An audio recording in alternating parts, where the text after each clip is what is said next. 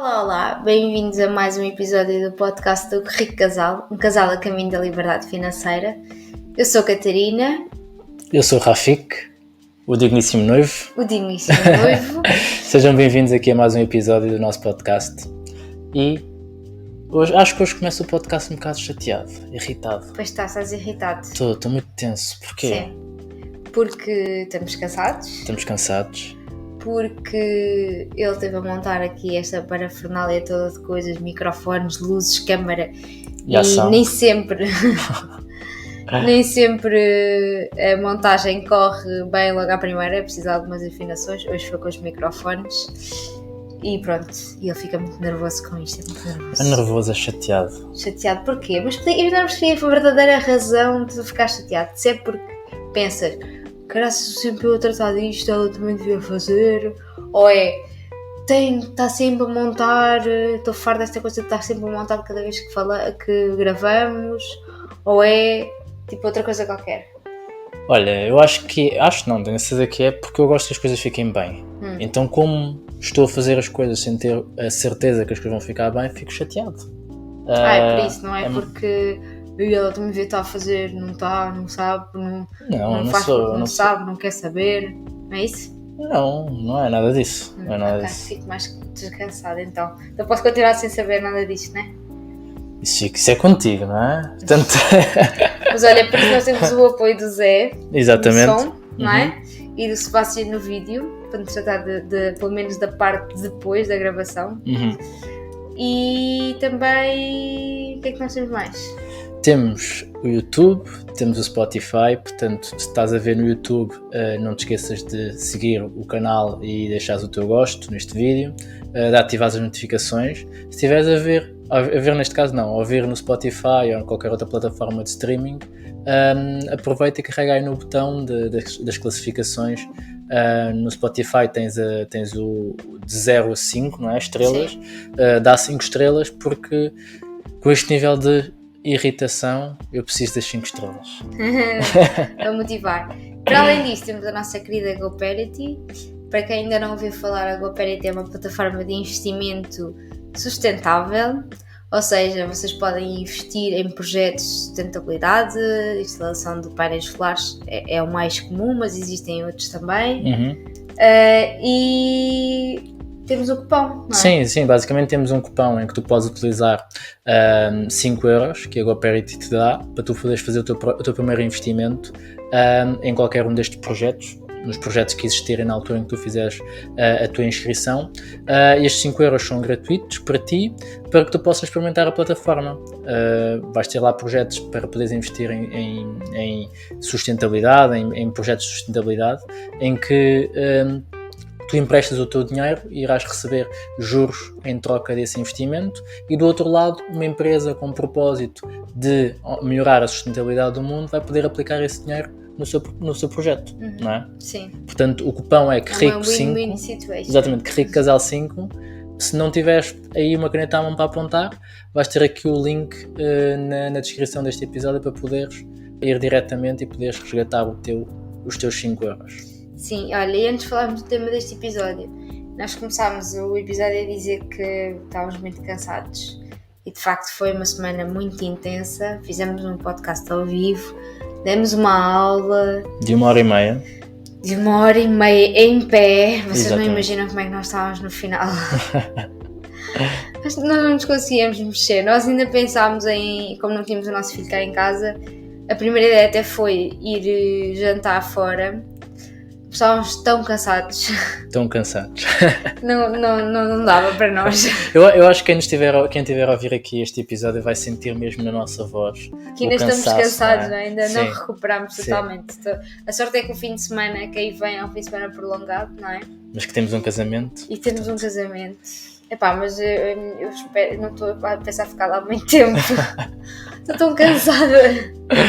Mas sim, mas vamos, desculpem, vai, exatamente. É só para... É um desabafo, família. Exato, só para vocês também não saberem. Exato. Pensamos. Eu acho que também quem ouve este podcast está à espera destes momentos, não é? Estes momentos de desabafo, porque eu tenho certeza também que alguém desse lado deve estar a ouvir e deve estar a pensar assim, epá, pois, Eu também estou cansado ou cansada. Portanto, estamos solidários convosco. Nós também nos cansamos. No entanto, continuamos aqui firmes. Nós cansamos, pois claro. Exato. Remédio. Mas mantemos aqui firmes a gravar o podcast todas as semanas para ti, para que tu possas ter meia hora a 40 minutos da nossa voz nos teus ouvidos. Até agora só falhámos um episódio, que foi quando tivemos Covid. Exatamente. Espetáculo. Boa. Então olha, qual então é que é assim, o tema de hoje? O episódio de hoje é para fazer jus àqueles vários episódios que tivemos em que dissemos mas essa conversa leva todo um outro episódio de podcast. Não sei se vocês já esbarraram com um comentário deste que fizemos, nós já dissemos isto várias vezes. E então hoje decidimos fazer um dos episódios pelos quais já tínhamos vindo a prometer noutros episódios, não é? Este em específico falámos num episódio sobre perguntas e respostas que eu tinha definido uma série de perguntas a fazer ao Rafik sobre a vida dele pessoal e sobre a vida dele familiar e sobre a vida dele como investidor, etc. As perguntas eram vários cariços. Já não lembro qual é que era o número do episódio, mas depois nós podemos pôr lá na descrição. E quando estávamos a fazer quando ele estava a responder essas perguntas, numa delas dissemos, pronto, mas isso é todo um episódio, lembras-te? Não me lembro especificamente, mas lembro-me desse episódio em que aproveitaste para saber coisas que querias saber, porque eram perguntas e eu não sabia quais eram as perguntas, então aproveitaste e tiveste o teu momento de fazer as perguntas que tu querias saber, sim, não é? Sim, e então, o que é que nós percebemos? Percebemos que de facto a tua vida... A minha vida. Dava um episódio de podcast. Dava um livro. Deixa-me dizer primeiro que, de facto, pronto, eu acho que tens uma vida, especialmente o início de vida, porque nós também temos tendência sempre a admirar mais aquilo que está mais distante. Se calhar daqui a uns anos vamos olhar, daqui a 10 anos vamos olhar para este momento e vamos pensar que este momento também é muito inspirador, mas daquilo que tu me vais contando da tua vida no início, acho que é mesmo muito inspirador. Acho que é, para mim, pronto, é uma vida completamente diferente daquilo que eu estava habituada a ouvir, não é? Todas as pessoas à minha volta tinham uma vida relativamente parecida com a minha, tu tiveste uma vida muito diferente. Acho que é muito inspiradora. Acho que vocês também vão achar isso. E muito rica. Ok. Portanto, acho que sim, acho que dá um episódio.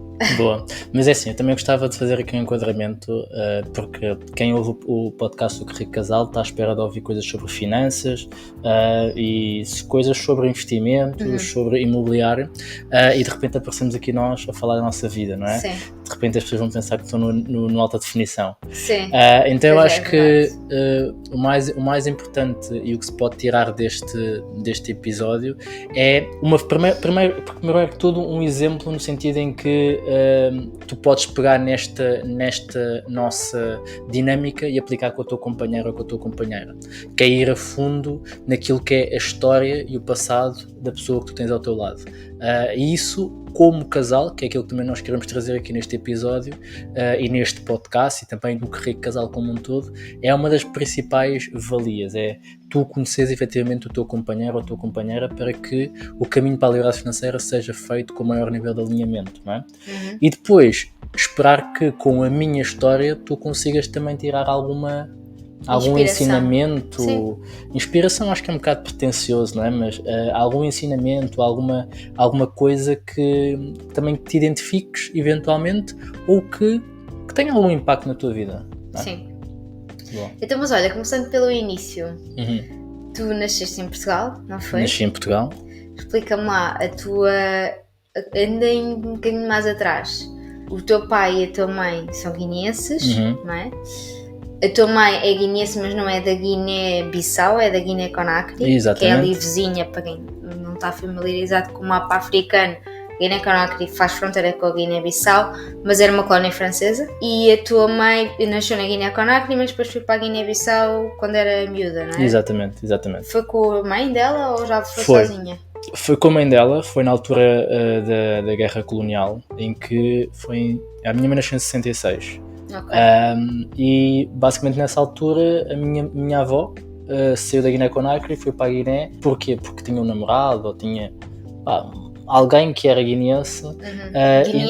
Guineense da Guiné-Bissau. E então ela foi e levou a minha mãe, que era a filha mais nova. Os outros ficaram na Guiné-Conakry. Exatamente, os outros ficaram na Guiné-Conakry. Então foi assim, que ela foi para a Guiné-Bissau e depois, entretanto, na altura da guerra, ela perdeu-se da minha avó e foi parar uma espécie de um colégio, um orfanato, algo do género. E nessa altura ela cresceu nesse orfanato, mas passado alguns anos a minha avó encontrou-a. Foi buscá-la lá ao orfanato e foi quando elas se reencontraram outra vez. Ela tinha que idade quando elas se reencontraram? Não sei. São nem quando elas se perderam, também não tinha. Não faço ideia. Noção. Quer dizer, faço ideia, mas não prefiro não arriscar, entendes? Ou seja, porque eu não me lembro mesmo. Mas era tipo, não era adulto? Não, era uma criança, nova, não é? era uma criança, sim. Pois. Era uma criança. Sim. Do lado do teu pai, o teu pai era Ele nasceu gêmeo, não foi? De outra menina, era um menino e uma menina. A mãe morreu no parto, não foi? Exatamente. E a menina também? Sim. Portanto, também. ele foi o único sobrevivente daquele episódio. Né? Exatamente. E ficou com o pai durante uns anos. Exatamente, sim. E depois, então, o pai morreu também. Sim, eu não me lembro com que idade é que o pai morreu, mas só que ele teve uma grande sorte na infância dele, que foi efetivamente a guerra colonial, porque os portugueses que estavam lá na zona onde ele cresceu, que chama-se Gabu, é uma aldeia, uma vila, não sei como é que se há de chamar lá na Guiné, que o adotaram basicamente. Então ele cresceu junto dos militares portugueses que gostavam muito dele e de alguma forma o apoiaram e ajudaram enquanto ele era miúdo a crescer nessa fase. Sim. Deixa-me só fazer aqui o paralelismo para aquilo que é a minha realidade. Eu quando eu estudei num colégio católico até ao 9º ano e este colégio tinha um internato, ou seja, havia miúdos que ficavam, não viviam ali em Coimbra e então dormiam lá numa residência, pronto. E como tinham internato, havia imensos africanos que vinham, principalmente angolanos, acho eu, que ficavam lá no internato, portanto, e estavam no colégio connosco. Mas todos eles, sem exceção, eram ou filhos de ministros ou eram todos super ricos. Pronto. Sim. E a ideia que eu tinha sempre era que africanos que estavam em Portugal e que estavam ali naqueles meios, ou seja, que partilhavam o mesmo meio que eu, eram todos ricos, portanto eram todos, eram africanos, mas eram africanos privilegiados. Ok. Pronto. E depois, tu já vais explicar um bocadinho mais a tua história, né? Ok. Tu aparentemente, depois quando tu explicares, vocês vão achar, mas ele também se calhar também era africano privilegiado. Mas a verdade é que pelo background dos teus pais não eram africanos privilegiados. Não, à partida... Quer dizer, o teu pai é órfão, não é? Sim. Adotado por português, Sim. mas é um órfão. E a tua mãe, na prática, acabou por ficar órfã, né? Durante um Sim. tempo. Mas é assim, eu quando olho para trás e vejo a história dos meus pais, eles foram um bocado a exceção, porque estás a falar de filhos de ministros e tudo mais, e o meu pai acabou por ser, efetivamente, fazer parte da política e acabou por chegar longe. Mas à partida nada te fazia prever essa situação. Pois não é? Isso. Mas de alguma forma, como eu costumo dizer, eu sou um bocado fruto, eu e a minha irmã, não é?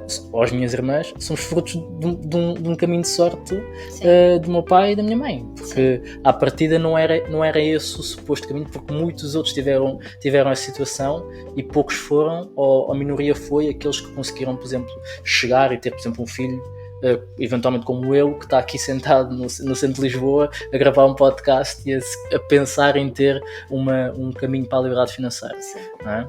Sim, mas pronto, continuando aqui a história dos teus pais, pronto, eles entretanto depois foram crescendo, não é? Conheceram-se alguns, eles conheceram-se na Guiné? Não sabes? Olha, eu acho que sim, eu acho que foi na Guiné que foi a seguir ao meu pai ter voltado do Brasil, porque ele foi estudar para o Brasil. Pois, o teu pai foi estudar para o Brasil, eu também fui estudar para Cuba. Exatamente. E foi depois, quando os dois regressaram, que eles se conheceram. Exatamente, não é? sim. Pronto. Entretanto, também ficou grávida, não foi? Sim, exatamente. Pronto. E decidiram vir ter aqui.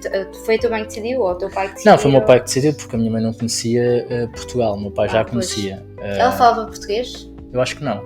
Porque ela, não, tanto que hoje não fala muito bem português, não é? Portanto, sim, na altura não falava, de certeza. Portanto, ela veio para Portugal grávida de ti, sozinha, não é? Porque Sozinha. o teu pai continuou na Guiné, porque ele na altura já era ministro. Não era ministro, mas estava na política, estava lá naquela vida louca de quem quer mudar um país que é difícil de mudar. Se ainda hoje é difícil de mudar. Sim. E então ela veio sozinha, grávida de ti, e mal falava português. Exatamente. Falava francês. Não, falava espanhol, porque tinha vindo de Cuba, sim. Falava francês porque ela é da Guiné-Conakry e falava crioulo, que é da Guiné-Bissau. Embora a língua oficial da Guiné-Bissau seja português, são muito poucos os que falam português. Portanto, ela falava crioulo, como a maior parte das pessoas. E ficou em casa de uns amigos, não foi? Sim, ficou em casa de uns familiares, julgo eu, na altura. Já agora, só para quem não está assim muito familiarizado com estas coisas, muitas vezes o Rafik diz o meu tio, a minha tia, e não é tio e tia nenhum, é tipo não, amigo. Eu quando comecei a dizer, quando eu digo, né, tio, tia, e foi assim que nos foi ensinado. Os amigos da minha mãe são tias, os amigos da minha mãe são tios. Isto agora é super in, não é? Exato. Os nossos amigos são todos tios do Tomás também. Exato. É o que eu digo. Os africanos têm a mesma mania do pessoal mais, exatamente, dos betos, sem ofender nenhum beto que esteja aí desse lado a ouvir, porque é verdade, para nós é tio, tia, e eu sinceramente, até muito tarde, eu não consegui distinguir quem é que era efetivamente tio e quem é que era efetivamente tia. Ele ainda hoje às vezes vira sua mãe e diz: mãe, mas a tia não sei o que é mesmo minha tia. Tia mesmo de sangue. Sim. Pronto, e então ela ficou em casa dos familiares. Não sei se são familiares ou amigos. De um tio ou de uma tia, não é? Exato. E tu nasceste, não foi? Sim, era um lindo dia de 19 de maio. 19 de maio de 1990, nascia uma criança prodígio. Não, assim, a minha mãe veio nessa altura, sem conhecer muita coisa, sem conhecer a Europa, não é? O meu pai ficou na Guiné e a ideia era ele vir só quando eventualmente eu nascesse ou tivesse quase a nascer. Mas eu tive que nascer, o meu pai não estava cá e nasci eu, 19 de maio de 1990, não é? E depois, como é que foi? Também ficou aqui mais uns anos em Portugal? Porque a ideia era tu nasces cá e depois regressar para aí, não é? Sim, exatamente. Qual é que foi a questão? Eu nasci com um problema de saúde, não estava à espera, e isso fez com que eu tivesse que ficar algumas vezes algum tempo internado, e depois tive que ser operado algumas vezes. Logo desde bebezinho? Ou seja, aquilo que era suposto só vir a minha mãe ter-me cá, porquê? E as pessoas podem perguntar porquê que veio para Portugal para ter uma criança? Porque efetivamente na Guiné a taxa de mortalidade na infância, na nascença, era muito elevada. E ainda bem que tomou essa decisão. Exatamente, ou seja, e de alguma forma o meu pai já tinha alguma condição para o poder fazer, então preferiu que a minha mãe viesse meter cá a Portugal. E isso de alguma forma teve muita influência no meu crescimento, não é? Porque eu tendo nascido com essa doença, provavelmente se eu não tivesse estado cá na Europa, ninguém sabe os caminhos alternativos, não é? Mas seria um desafio maior para os meus pais e principalmente para a minha mãe. Portanto, de alguma forma, esse percurso ou essa vinda foi positiva, não é? Sim. Então acabaram de ficar cá, quantos anos? Olha, nós ficámos cá até aos meus 4 anos, depois aos 4 anos voltámos para a Guiné. Por 4 ou 5 anos. E durante esses 4 anos tu foste sendo internado várias vezes, não é? Sim. Foi sempre seguido. Passaste tipo os teus primeiros 4 anos muito tempo no hospital? Algum, sim. Algum tempo. E então depois dos 4 anos regressaste à Guiné, foi? Sim. Regressaste, quer dizer, para ti foi conhecer a Guiné, não é? Porque não sim, porque eu não tinha ido ainda. E aos 4 anos fui, e foi porquê? Porque, entretanto, o meu pai, com a história da política, não estava cá, a minha mãe chegou um dia em que se fartou e disse assim, eu preciso estar ao pé do meu marido. Claro. Então, voltou para a Guiné, pegou em mim, neste caso, e voltámos para a Guiné. E estivemos a viver na Guiné durante alguns anos, não é? Viveram durante quanto tempo na Guiné? Até aos meus 8 anos. Portanto, foram mais 4 anos. Sim, entretanto, nasceu a tua irmã lá. Entretanto, nasceu a minha irmã lá, também em 97. Também houve problemas com o nascimento da tua irmã, É verdade. E problemas do quê? Da Guiné. não é? Pois Ou foi. seja, porque a parte daquilo que é um parto normal cá em Portugal, lá existe muita negligência. Então Sim. houve negligência no parto e então houve ali toda uma complicação com a minha mãe, com a minha irmã Sim. e por aí A tua mãe fora. teve muito mal, né? Teve muito mal, Sim. teve internada, teve assim muito tempo hospitalizada, então pá, foi um período assim Também mais foi, complicado, sim. não é? Sim, realmente agora pensando bem, eu não tinha realizado isso. Os 2 partos que a tua mãe teve Sim. foram complicados. Sim, foram. Por isso é que eu digo que ela é uma guerreira, não é? Sim, mesmo.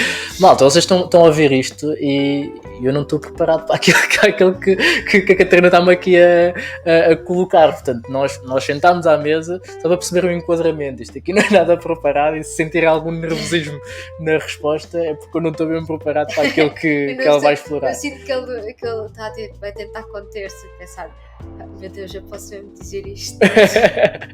Não, e não só isso, eu pensar assim, quem está desse lado se calhar quer mesmo ouvir isto, não quer, tipo, então mas vá, seguimos. Pronto, e então, vocês estiveram na Guiné até os teus 8 anos, não é? Exatamente, até 98. Fizeste lá a escola, estiveste lá na... Felizmente, escola portuguesa. Mais uma vez, é o que eu digo, ou seja, embora o início do meu pai, ou seja, do nascimento do meu pai não tenha sido propriamente abastado, de alguma forma ele não teve sorte, ele trabalhou muito de forma a poder nos dar condições para que nós, eu e a minha irmã, pudéssemos dar uns passos à frente. Então, eu, por exemplo, na Guiné, estudei na escola portuguesa, que era o programa escolar português, não é? Então, de alguma forma, eu não estava naquelas escolas que às vezes se vê na televisão, que é um banco e terra batida e um professor com, sei lá, com um giz num quadro pendurado. Sim, a mexer em livros há 10 anos atrás. Exatamente. Eu tive esse privilégio e isso fez diferença também para o meu percurso escolar cá em Portugal, porque eu quando vim, de alguma forma, a adaptação foi muito mais fácil do que o outro miúdo qualquer que venha da Guiné nessas circunstâncias. Sim. E durante esses 4 anos não houve assim grandes percalços, tirando as cicatrizes todas que tu tens e andar lá a brincar na rua? Não, os percalços nenhum, epá, eu acho que é assim, existe uma diferença muito grande entre o que é brincar em África e o que é brincar na Europa. Brincar em África, efetivamente, é isso, é tipo subir às árvores, tipo comer mangas diretamente da árvore, ou seja, ir buscar a árvore e comer, cajus, aquilo que as pessoas cá chamam caju, que é o caroço. Para nós existe uma fruta debaixo do caroço, então é mesmo uma fruta e dá para fazer sumo de caju, então é toda uma vivência diferente. Goiaba, por exemplo, ir diretamente à árvore comer goiaba, ou seja, é uma vivência de rua. Sim. E eu, mais uma vez, ou seja, eu era aquele miúdo que, como tinha vindo da Europa, os meus amigos todos andavam... Eras um nojentinho. Era um bocado. Ai, não acredito. Até hoje és, na verdade, eu agora percebo. Mas nunca percebi isso e pensava, mas não era na comida, quer dizer, eu nunca gostei de papaya. Mas eu tinha a cena de os meus amigos todos andavam tipo... Quem é o africano que não gosta de papaya? Eu, não é? Mas eu, por exemplo, como tinha vindo da Europa, os meus amigos andavam descalços na rua, porque queriam, não é? Andavam descalços, não sei o quê, e eu não conseguia andar descalço, então eu queria me entrosar e tipo ir descalçar, não sei o quê, mas depois era aquele muito tipo... Doía, né? Eu não sei o quê. Então tipo, estava toda a gente tipo, a jogar à bola descalço e estava eu de sapatilhas a jogar à bola. Então era esse medo.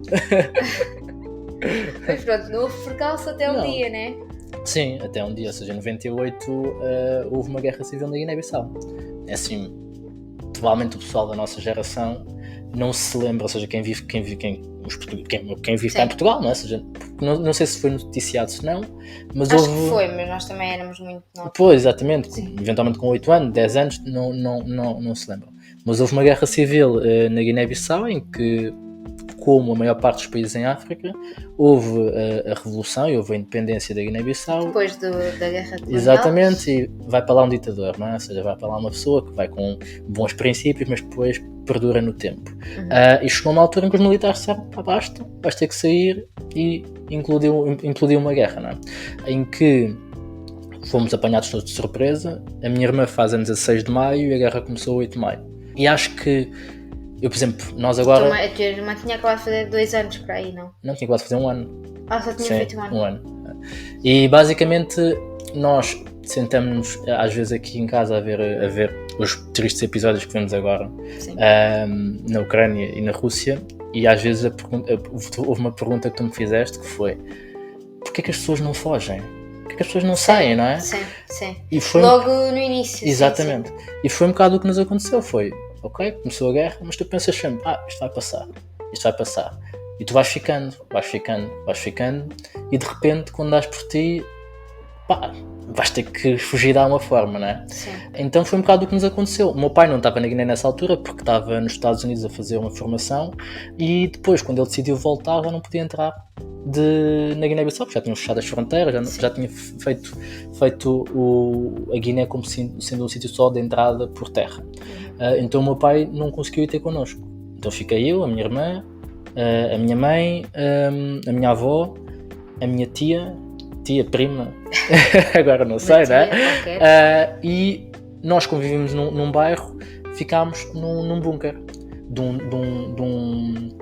da casa de uma das pessoas do bairro. E fomos ficando até que tivemos que sair, não é? Porque aquilo já estava demasiado grave e já estava demasiado perigoso. E a saída, eu não tenho memória completa, porque assim, com 8 anos, sim, eu tenho as memórias um bocado daquilo que a minha mãe me conta da história. Tenho as minhas memórias próprias, mas também admito que não sei até que ponto é que são verdades ou não, mas daquilo que eu me lembro foi desafiante sair da Guiné-Bissau, porque da Guiné-Bissau não, de Bissau efetivamente, que era a capital, onde estava a ocorrer a maior parte da guerra. Porquê? Porque a partir daquele momento só dá para sair por terra, ou seja, a pé. Então aquilo que aconteceu foi... decidiu-se uma madrugada qualquer sair de Bissau, e foi tudo a pé até à fronteira de Bissau para, ou seja, a zona já de não guerra. Porque a guerra estava a acontecer em Bissau. Exatamente, mesmo no centro de Bissau. E esse percurso foi a minha mãe, a minha avó e essa minha tia, comigo com 8 anos e a minha irmã de 1 ano. Então é o desafio de teres que fugir de um sítio quando tens um filho de 1 ano, tens um filho de 8 anos, tens uma mãe, isto estou a falar da posição da minha mãe, não é? Sim. Tens uma mãe que é a minha avó com problemas cardíacos, tens que fugir, não é? Então foi ali um período complicado. Mas vocês saíram tipo em caravana, não é? Ou seja, sim, um grupo grande de pessoas. Exatamente. Saiu. E depois, mas estavam a sair para onde? Imagina, era do género, tipo, estarmos aqui em Lisboa e sair em direção, por exemplo, a Torres Vedras. Ok. Tipo, vais por Odivelas, Louros, eu não sei o quê, e tens que ainda sair... Foi vários dias a andar, Não, foi um dia, mas foram tipo cerca de 30 km para tipo nesse dia. Ok, e isso era para chegar à zona, saída de Bissau, onde já começava a haver carros que te levavam para outro sítio. E depois vocês apanharam um carro aí. Exatamente. Mas nunca, até à saída de Bissau foi quando apanharam bombas e não sei o quê? Sim, ou isso só foi depois? Não, foi aí. Porquê? Porque no processo de saída há bombardeios, não é? E bombardearam um paiol, que é basicamente um espaço, um armazém de armas. E quando um armazém de armas incendeia, não é? O que acontece é balas para todo o lado, não é? Que é o normal nessa circunstância, e isso apanhou parte dessa caravana. Então foi um período um bocado atribulado, porque nesse momento eu perdi-me da minha mãe. Porquê? Porque estava um outro senhor que eu chamava tio, que eu não sei se era meu tio, não é? Mas com quem eu fiquei durante esse período, e só encontrei a minha mãe e a minha avó passado, ou seja, já nos 30 km no fim já dessa caminhada. Já à zona dos carros. Sim. Okay. Pronto, e depois aí encontraste outra vez a tua mãe? Encontrei outra vez a minha mãe. É tipo aquelas imagens que nós vemos quando os ucranianos chegam à fronteira e revêem os familiares que tinham ficado para trás, foi mais ou menos? Eu acho que sim, porque eu vou-te ser sincero, eu não tenho muita memória, porque assim, o nosso cérebro também tem uma coisa boa, que faz shutdown a algumas coisas, não é? Então, isto aqui que eu estou a contar até é coisas misturadas, coisas que eu me lembro e coisas que a minha mãe me contou. Okay. Então foi isso, depois lá nos encontramos, lá conseguimos apanhar um carro, fomos para uma outra cidade, que é a cidade natal do meu pai, dormimos lá uma noite, ou não sei quantas noites, dormimos lá algum tempo, até decidimos sair e ir para Dakar. Que é a capital do Senegal, a fronteira com a Guiné-Bissau. Exatamente, boa! E quando saímos da Guiné-Bissau, nós saímos como refugiados, né? Nós estamos a fugir de um sítio em guerra E como refugiado, tu tens as condições de um refugiado, que é basicamente dormir num sítio que, pá, no armazém, sim, ou por exemplo num ginásio, que está toda a gente a dormir no chão. Pá, e é isso, é a tua condição, sim, como refugiado, não é? E depois daí lá conseguimos encontrar o meu pai. Estava no Senegal, estava em Dakar, e fomos ter com ele. Depois vieram para Portugal aí? Não, ainda fomos para Gâmbia, ficámos algum tempo em Gâmbia e só depois viemos para Portugal. Ok. E aí começa a tua vida em Portugal? Aí começa a outra vida. Nunca mais foste viver para a Guiné? Não, depois a partir daí nunca mais fui viver para a Guiné. Fui lá entretanto de férias, mas depois fui toda a minha vida cá. Ok. Está fechado o capítulo Guiné. Sim.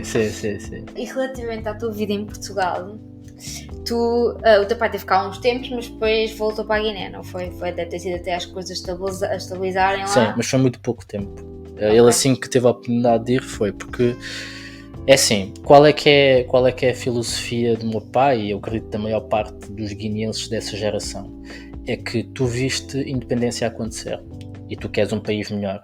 E quando vês que as coisas não acontecem, tu sentes quase uma missão de ir fazer melhor pelo teu país. Então o meu pai sempre se envolveu muito na política, sempre se envolveu muito com essa vontade de fazer melhor. Mas é sempre uma limitação, não é? Sim. E é sozinho assim, também não faz nada, não é? Sim, e pode não ter sido o melhor para a Guiné-Bissau, ou seja, eu não quero pintar aqui a coisa como sendo tipo, meu pai é um herói, foi para a Guiné e fez e não sei o quê. Não, é tão simples quanto ele tinha essa missão e tentou fazer da melhor forma possível a parte dele. Embora a Guiné esteja como está, mas é o que é, não é? Sim. E eu também ficou aqui sozinha com 2 crianças. Exatamente. Né? E vocês foram viver para onde? Olha, andámos em vários sítios, porque como nós não tínhamos raízes cá em Portugal, nós viemos e tivemos, sei lá, numa casa de uma tia? Não era de uma tia, era de uma ex-patroa da minha mãe, quando estivemos cá a viver, quando eu era miúdo, em Alvalade. Depois saímos de Alvalade, fomos não fomos para o Cacém primeiro, para a casa de um tio, nessa altura.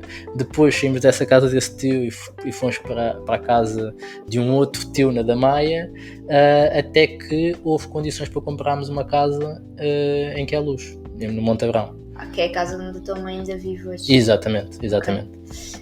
E como é que foi? Ela trabalhava, é isso? Ela sim, começou logo a trabalhar? Sim, começou logo a trabalhar no sítio onde ela trabalha hoje. Exatamente, também, né? Desde essa altura. E vocês tu devias ter para aí 8 ou 9 anos, né? Sim, ou seja, em 98 tinha 8 anos, 99, 9. Sim, e a tua irmã tinha para aí 3 anos. Sim, porque ela é de 97, sim. Sim. E como é que vocês faziam? A tua irmã estava na creche, é isso? Ou seja, a tua mãe acabou por ter que se organizar a trabalhar e a tomar conta de vocês ao mesmo tempo, não é? Sim, porque imagina, eu já ia para a escola, não é? Sim. Então, de alguma forma, eu nessa altura eu já tinha algum nível de independência, não é? Mas ias para a escola como? Tu tinhas 9 anos, não é? Sim. Ia de comboio, quando vivia no... eu esqueci-me de dizer, fomos para o Cacém, mas ainda estivemos no Monte Abrão, e por isso é que eu fiz a minha escola no Monte Abrão antes de ir para a Damaia. E depois, quando fui para a Damaia, já não quis mudar de escola, porque já tinha feito amigos, então eu da Damaia eu ia de comboio com 8, 9 anos, né? 9, 10 anos. Comboio? Não, ia sozinho de comboio. Sozinho de manhã? Sim. Às 8 da manhã? Sim, para a escola, até às 8 tinha que entrar, portanto, na primária era assim. Então, eu ia de comboio, com a minha mochilinha às costas, com os meus 10 anos até, porque como eu entretanto estudei na escola portuguesa, mas quando vim para cá tive que repetir um ano, porque percurso normal escolar as aulas acabam em junho, e como a guerra começou em maio, o meu terceiro ano não foi terminado. Então quando viemos para Portugal, a minha mãe disse: ok, olha, vais repetir o terceiro ano, porque é uma forma também de reforçar os conhecimentos que tens a nível do português e tudo mais. Então eu tive sempre um ano atrasado. Então eu com 10 anos, que era o suposto quinto ano, eu estava no quarto. Okay. Então era com 10 anos que eu fazia este percurso de ir para a escola, não sei o quê, não sei o que mais. Ias sozinho para a escola? Ia sozinho para a escola. E a tua mãe, como é que fazia com a tua irmã? Ela deixava na creche? Sim. Okay. Na altura, na Damaia, havia lá uma ama e ela ficava lá na ama. Entretanto, depois, quando nós fomos crescendo, foi mudando um bocado a responsabilidade, dependendo do nível de trabalho que a minha mãe tinha que ter, então às vezes tinha que assumir a responsabilidade de levar a minha irmã e coisas assim do género. Com 10 anos. Sim, sim, com 10 anos. E depois como é que... Pensa assim, imagina, na altura dos teus pais e antigamente, com 10 anos já se trabalhava, portanto... Epá, não é? pois sim, está bem. Portanto, mas, sei não lá, é nada não de... não é a minha realidade, não é? Sim. Mas e depois como é que era? A tua mãe, ela só trabalhava durante o dia ou já trabalhava? Não, já trabalhava, às vezes trabalhava à noite, dependia, porque imagina, é assim, tu tendo 2 filhos, se não tiveres ninguém para te apoiar, não dá para trabalhares mais, não é? Sim. Mas só que quando, as alturas em que, por exemplo, nós vivíamos em casas de outras pessoas, vocês dava ficavam para com as trabalhar. outras pessoas. Sim. Pois, ou seja, ela foi sempre também, de alguma forma, tentando se desenvencilhar com uma rede de apoio que tinha, não é? Claro. Por isso também era importante ela viver em zonas que tivesse pessoas próximas. Sim. Porque entretanto, assim, nessa altura houve muitos que iam saber para Portugal. Sim. Então, mesmo tu não tendo uma base, começas a ter pessoas que tu conhecias da Guiné cá, não é? Então, de alguma forma começas a ter pessoas que te podem apoiar de alguma forma, não é? Sim. Portanto, acabavas por passar muito tempo sozinho ou a tomar conta da tua irmã, né? Sim.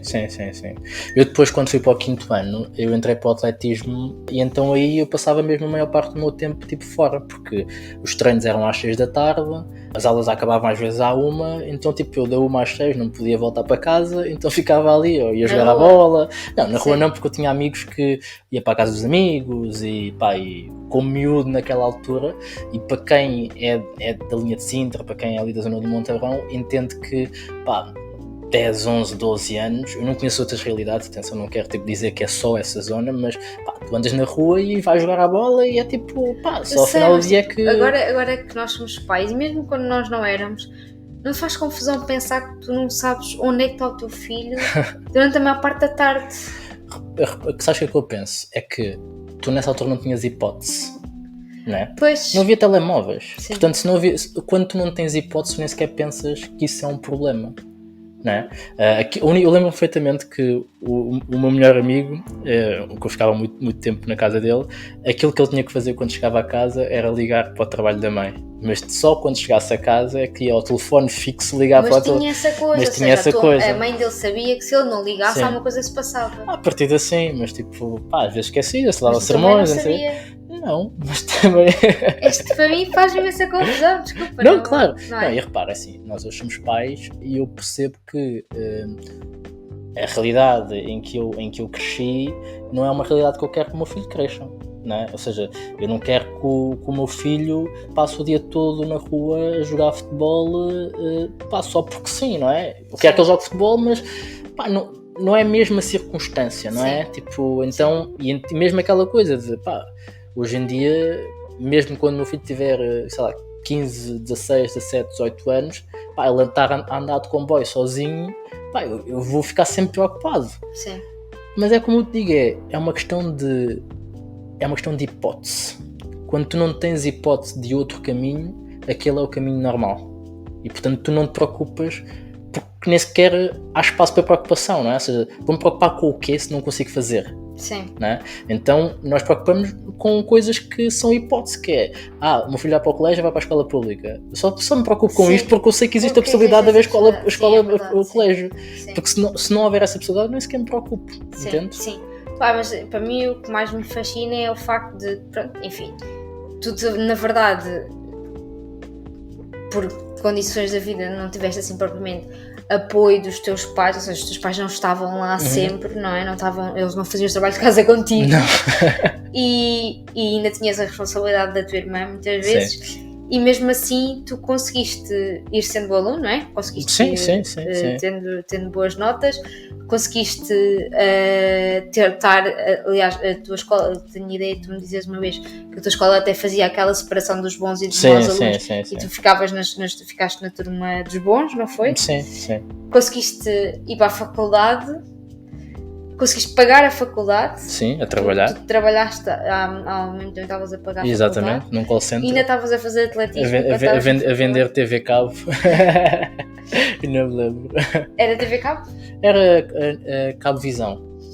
Cabo Visão, pois que já nem acho que o pessoal já nem se lembra. Acabaste com aquilo. Acho mesmo extraordinário como é que normalmente muitas vezes as pessoas dizem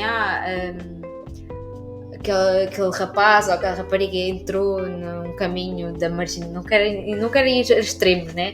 Mas não teve um caminho certo porque os pais não lhe ligavam nenhuma. Pá, não estou a dizer que eu também não te ligava nenhuma, nem que o teu pai não te ligava nenhuma, mas eles obviamente que tinham muito, que te estimavam muito e que tinham muita preocupação contigo, mas simplesmente não puderam estar presentes contigo. Sim, imagina,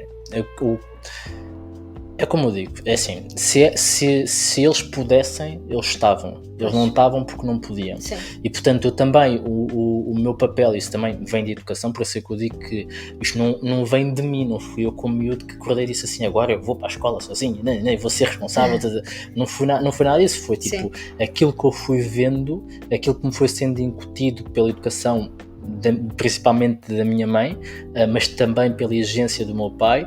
Sim, sempre que tu tinhas... Sim. Tu dizias, como é que era? Tu tinhas sempre boas notas e ele dizia sempre que... Sim, ou seja, ele sempre foi exigente, que é um 3, tipo, era mau, tipo, um 4 é tipo... O que é que estás a fazer, não é? Tens que ter 5, é a tua obrigação. Então, de alguma forma, isso sempre me foi incutido no sentido de fazer sempre melhor. E acho que isso moldou um bocado o caminho, não é? Que é, eu via a minha mãe trabalhar muitas horas, portanto, eu tinha que fazer o meu papel também dentro de casa, não é? De alguma forma, eu também era a figura masculina de casa, então, de alguma forma, tinha que assumir também esse papel. Por admiração do meu pai, porque sabia que se o meu pai não estava era porque não podia, então eu tinha que assumir.